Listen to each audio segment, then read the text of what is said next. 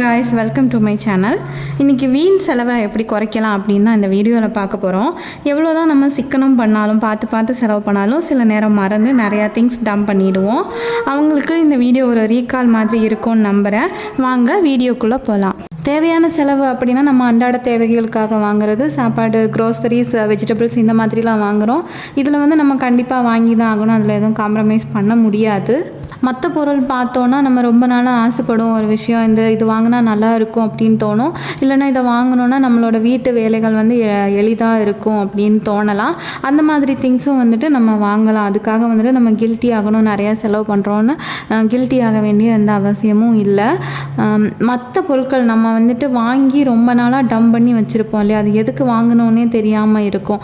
அந்த மாதிரி விஷயங்கள் வந்துட்டு எப்படி அவாய்ட் பண்ணுறது அப்படின்னு பார்க்கலாம். ஃபஸ்ட்டு ஒரு விஷயம் பார்த்திங்கன்னா, நம்ம எல்லாருமே ட்ரை பண்ணுற விஷயந்தான், ஒரு பொருளை பார்த்த உடனே வாங்கக்கூடாது. ஆன்லைனில் பார்த்தாலும் கடையில் பார்த்தாலும் அதை பார்த்த உடனே வாங்காமல் 2-3 தடவை கடைக்கு போகிறப்ப பார்த்தோன்னா அது மேலே இருக்கிற ஆசையை நமக்கு குறைஞ்சிடும். இது வேண்டாம் அப்படிங்கிற முடிவுக்கு வந்துடுவோம். இதை ட்ரை பண்ணி பார்க்கலாம். இல்லை இது கண்டிப்பாக வேணும், வாங்கி ஆகணும் அப்படின்னா இதை நம்ம யூஸ் பண்ணுவோமா, இல்லை அப்படியே வீட்டில் போட்டுருவோமா அப்படின்னு யோசிங்க. இந்த மாதிரி சிம்லராக ஆல்ரெடி உங்கள் வீட்டில் பொருள் இருக்குதுன்னா அதை வாங்காமல் அவாய்ட் பண்ணுறது பெட்டர். ஆன்லைனில் வந்துட்டு நிறையா பர்ச்சேஸ் பண்ணுவோம். நம்ம மீஷோவில் 50 ரூபா 100 ரூபா அப்படின்னு சொல்லி நிறைய ஆர்கனைசர்ஸ், கண்டெய்னர்ஸ் அந்த மாதிரி நிறையா வந்துட்டு பர்ச்சேஸ் பண்ணுவோம். தேவையான பொருட்கள் வாங்கிட்டு ஆப்பை வந்துட்டு அன்இன்ஸ்டால் பண்ணிடுங்க. மறுபடியும் ஏதாவது ஒரு பொருள் உங்களுக்கு தேவையாக இருந்தால் திரும்ப இன்ஸ்டால் பண்ணி ஆர்டர் போட்டுக்கோங்க. நம்ம ஃப்ரீயாக இருக்கப்போ ஆப்பை ஸ்க்ரோல் பண்ணிக்கிட்டே இருந்தோன்னா ஏதாவது வாங்கணும் அப்படிங்கிற ஆசை அவங்களுக்கு வந்துடும். இன்னொரு முக்கியமான விஷயம் அப்படின்னா, எல்லா ஃபங்க்ஷனுக்கும் ட்ரெஸ் வாங்குறது. எந்த ஃபங்க்ஷன்னாலும் வந்து ட்ரெஸ் எடுத்தே ஆகணும் அப்படின்னு ஒரு குறிக்கோளோடையே நம்மள நிறைய பேர் இருப்போம். Birthday, wedding day, Deepavali, Pongal தாண்டி ஊரில் யாருக்கு கல்யாணம் வந்தாலும் ஆளாக போய் சாரீ வாங்குவோம். நம்ம வந்து வீட்டில் இருக்கிறோம் அப்படின்னா எப்போயாவது வெளியே போகிறப்ப, வீக்கெண்ட்ஸில் வெளியே போகிறப்ப சுடிதார் தான் போட்டு போவோம்.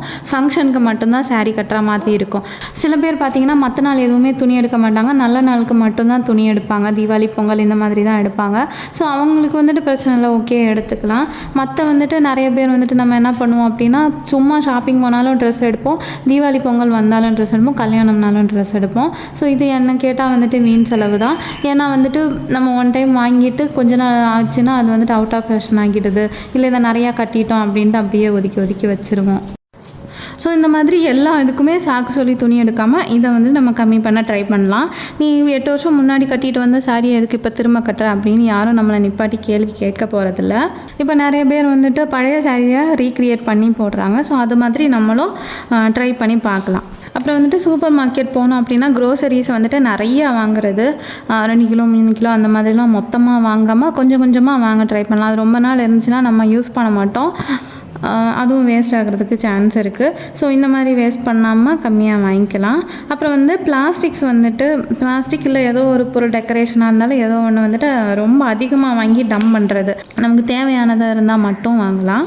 ப்ரைஸ் கம்மியாக இருக்குது, ஆஃபர் போட்டிருக்கான், அழகாக இருக்குது, இந்த மாதிரி ரீசனுக்காக வந்துட்டு நம்ம வாங்கக்கூடாது. அது நமக்கு தேவையாக இருந்தால் மட்டும் வாங்கணும். இன்ஃப்ளூயன்சர்ஸ் பார்த்திங்கன்னா அவங்களுக்கு ரிவ்யூக்காக அனுப்பியிருப்பாங்க, இல்லை அவங்க வியூஸ்க்காக வாங்கியிருப்பாங்க, இல்லைனா அவங்களுக்கு தேவைன்னு வாங்கியிருப்பாங்க. அதில் எதை பார்த்தாலும் நம்ம வாங்கணும்னு அவசியம் இல்லை. அது வாங்க பிளான் பண்ணுறோம், நமக்கு யூஸ் ஆகும் அப்படின்னா வாங்கலாம், இல்லைன்னா அதை அவாய்ட் பண்ணலாம். அப்புறம் முக்கியமானது பார்த்திங்கன்னா, ஆன்லைன்லேயே நம்ம நிறையா வந்துட்டு வீடியோஸ் பார்க்குறோம், சாரீ சேல் வீடியோஸ் பார்க்குறப்பே வந்துட்டு நமக்கு வாங்கணும்னு தோணும். 500 தானே 1000 தானே அப்படின்ட்டு நம்ம நிறைய வாங்கிக்கிட்டே இருப்போம். ஒரு சாரீ நல்லா இருந்துச்சுன்னா திரும்ப அதையே வாங்கலாம் அப்படின்ட்டு வந்துட்டு நம்ம மைண்ட் ஆட்டோமேட்டிக்காக தோண ஆரம்பிக்கும். ஸோ இதை வந்துட்டு நம்ம உடனே வாங்காமல் கொஞ்ச நாள் வெயிட் பண்ணலாம். ஒரு 1 month 2 months வெயிட் பண்ணலாம். வெயிட் பண்ணி திரும்ப போய் பார்க்குறப்ப நமக்கு அந்த சாரீ மேலே இருக்கிற ஆசை வந்துட்டு போயிடும். அப்புறம் வந்துட்டு குழந்தைங்களுக்கு சிக்கனம் கற்று தரது ரொம்ப ரொம்ப முக்கியம். எல்லா நல்ல நாளுக்கும் உனக்கு புது ட்ரெஸ் வாங்கி கொடுப்பேன் அப்படின்னா பசங்களும் வந்துட்டு அதையே தான் திரும்ப கேட்பாங்க. இந்த பொங்கலுக்கு ட்ரெஸ் எடுத்து கொடுங்க, தீபாவளிக்கு எடுத்து கொடுங்க. நான் பொங்கல் தீபாவளின்னு சொல்கிறது வந்து எதை மீன் பண்ணுறேன்னா, இது மாதிரி அது வந்து பெரிய பண்டிகை. மற்ற சின்ன பண்டிகைகளுக்கும் வந்துட்டு நிறைய பேர் வந்துட்டு இந்த மாதிரி புது ட்ரெஸ் எடுத்தே ஆகணும். அது ஏன் அப்படி பண்ணுறாங்கன்னு தெரியல. நிறையா வந்துட்டு ஸ்டேட்டஸ் போடணும், இல்லை வந்து மற்றவங்க முன்னாடி நம்ம இப்படி காமிச்சிக்கணும் அப்படின்றதுக்காக நிறைய பேர் பண்ணுறோம். இதை வந்துட்டு நம்ம அவாய்ட் பண்ணுறது நல்லதுன்னு நினைக்கிறேன். ஏன்னா வந்து மற்றவங்க என்ன நினைப்பாங்க அப்படின்றதுக்காக நீங்கள் வந்துட்டு வாங்காதீங்க. அவங்க கொஞ்ச நேரம் நினச்சாலும் கொஞ்சம் நினச்சிட்டு அடுத்த வேலையை பார்க்க போகிடுவாங்க. ஆனால் நமக்கு தான் அந்த காசு செலவாகிடும். ஸோ குழந்தைங்களுக்கு வந்துட்டு நம்ம 2000 3000 போட்டு ட்ரெஸ்ஸு வாங்குகிறோம். அப்புறம் குழந்தைங்க சீக்கிரம் வளர்கிறதுனால 6 மாதம் போயிடுச்சுன்னா அது அவங்களுக்கு பத்தாமல் போயிடும். அப்புறம் கமிட்மெண்ட்ஸ் இருந்துச்சு அப்படின்னா நம்ம ஆட்டோமேட்டிக்காக ஸ்பெண்டிங்கை வந்துட்டு கம்மிங் பண்ணிவிடுவோம்.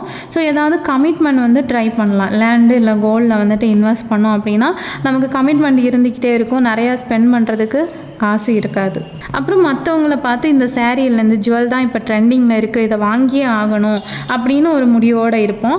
இது வந்துட்டு என்ன கேட்டால் வந்து அவசியம் இல்லாத ஒன்று. ஏன்னா 2-3 மாதத்தில் அந்த ட்ரெண்டு போயிட்டு அடுத்த ட்ரெண்ட் வந்துடும். நமக்கு தான் காசு வேஸ்ட் ஆகிடும். ட்ரெண்டில் வந்து துணி இல்லை நகை போட்ட அப்படின்றதுக்காக வந்துட்டு நமக்கு யாரும் அவார்ட் கொடுக்க போகிறதில்ல.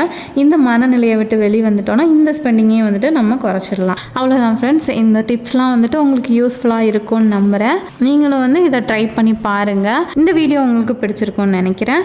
இந்த மாதிரி நிறையா வீடியோஸ்க்காக என் சேனல் சப்ஸ்கிரைப் பண்ணுங்கள், லைக் பண்ணுங்கள், கமெண்ட் பண்ணுங்கள். இன்னும் ஒரு நல்ல வீடியோவில் நம்ம மீட் பண்ணலாம். தேங்க்யூ.